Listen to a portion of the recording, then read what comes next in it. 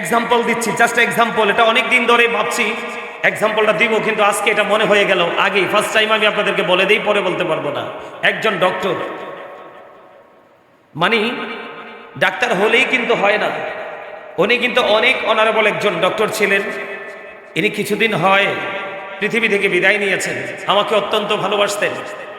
আমার একটা অ্যাক্সিডেন্ট হয়েছিল, রোড অ্যাক্সিডেন্ট, পটিয়াতে।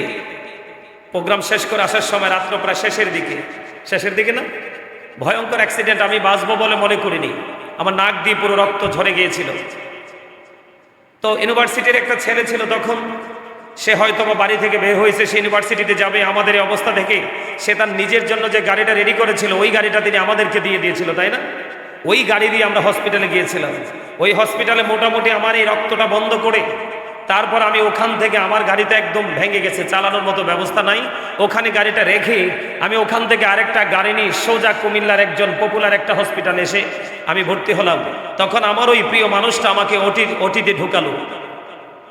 ওটিতে ঢুকানোর পরে ওটির মধ্যে যারা ওনার মানে সহকারী ছিল, ওদেরকে বলেছিল, আমি জানি নাই, আমি তো তখন সেন্সলেস ছিলাম, বলছিল যে এই হুজুর হচ্ছে আমার প্রিয় হুজুর।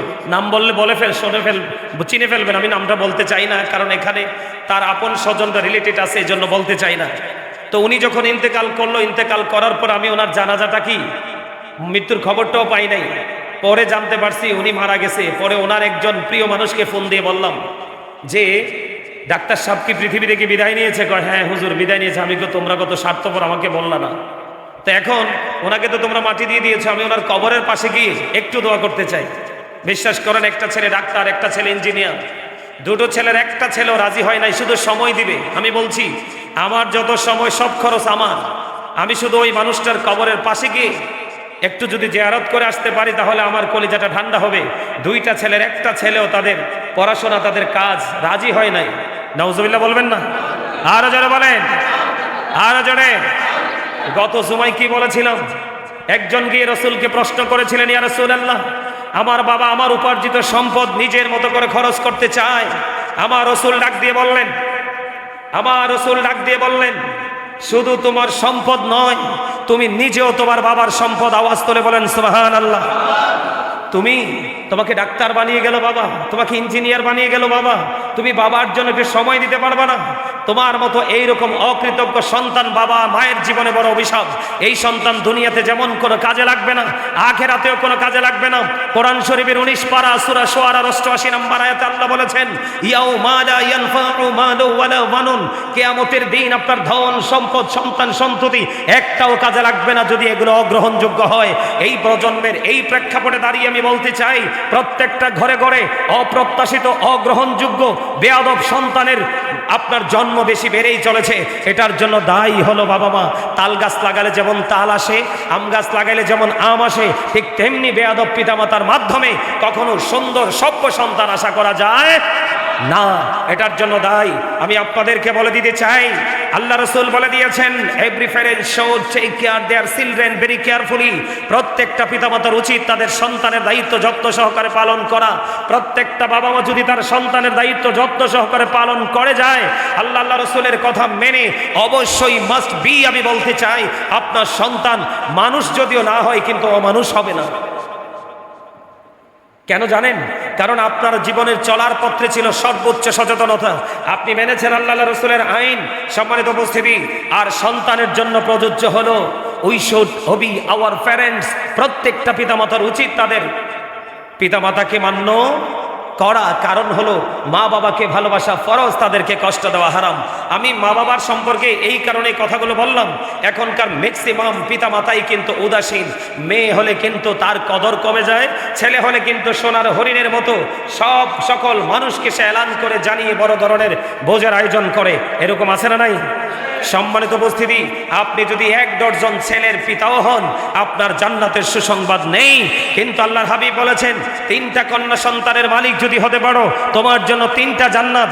আবার প্রশ্ন করা হলো, ইয়া রাসূলুল্লাহ, আমার যদি 2টা কন্যা সন্তান হয়? রাসূল বললেন, তোমার 2টা কন্যা সন্তান হলে 2টা জান্নাত।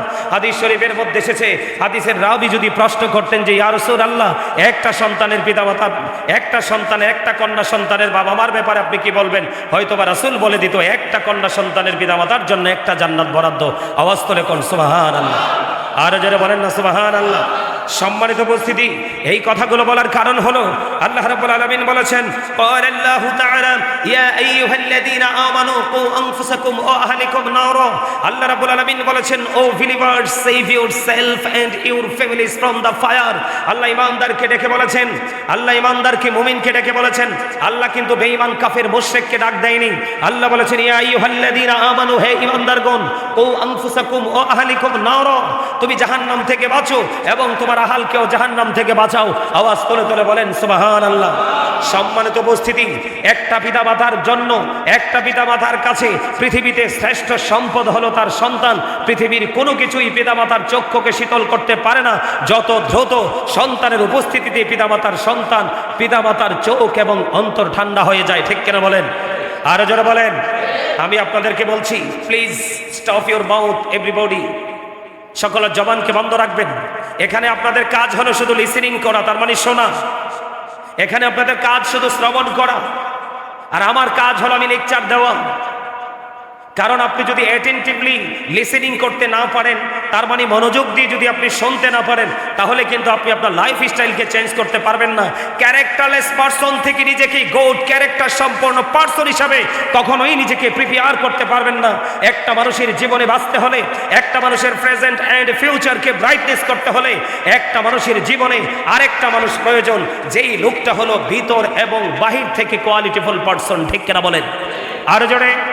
এটা আমি বলিনি, এটা আমার কথা নয়। আল্লাহ রাব্বুল আলামিন পবিত্র কালামে হাকিম স্পষ্ট করে বলে দিয়েছেন, ফাদখুলি ফি ইবাদি ওয়াদখুলি জান্নাতি। আল্লাহর হাবিব বলেছেন, join with my dear people, come to my paradise. আল্লাহ বলেছেন, তোমরা আমার প্রিয় লোকেদের সাথে যুক্ত হও আর আমার জান্নাতে চলে আসো। আপনার জীবনের প্রিয় হিসাবে নিতে হবে একজন আল্লাহর ওলি আর একজন হক্কানি আলেম। তার কারণ হলো, হক্কানি আলেমরা হলো আল্লাহ রাসূলের বিধি বিধানের খুনি। খুনিতে যেমন কোনো কিছুর কমতি হয় না, আপনার জীবনে আপনার লাইফ স্টাইলকে আলোকিত করতে হলে আপনার জীবনে একজন যোগ্য দক্ষ আলেমের কোনো বিকল্প নেই। এটাকে আপনি বিশ্বাস করেন বা না করেন সেটা ডিসাইড করবেন আপনি, কিন্তু আমার বলার দায়িত্ব আমি বলে যাচ্ছি। সম্মানিত উপস্থিতি, আবার আসেন, সন্তান